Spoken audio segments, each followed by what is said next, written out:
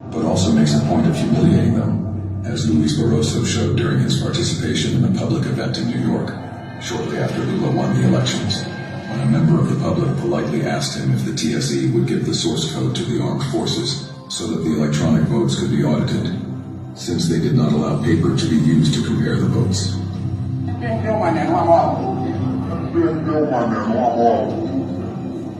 The contempt and scorn for the will of the people and their concerns was evident, and that phrase, "you lost money," would be used by them a few months later to persecute and torture an innocent woman.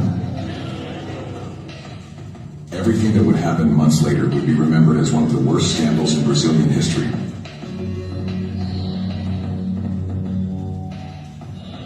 It was all caused by a monumental electoral fraud carried out by the judiciary with the interference of foreign agencies. The plan had begun earlier with the blocking of printed ballots at electronic voting machines.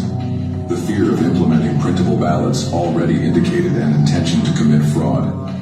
A apuração eletrônica ela é antidemocrática porque democracia é o regime de domínio do povo.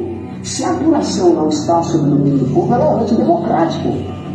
And secret vote counting, in addition to being unconstitutional, is in itself proof of illegalities. Não precisa ter havido fraudes aqui e ali. A apuração secreta é fraude. Você está entendendo? Se você não tem meio de verificar o voto, acabou.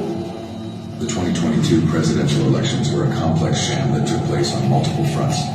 And even so, Lula da Silva only managed to be put in power with just over 1% of the votes.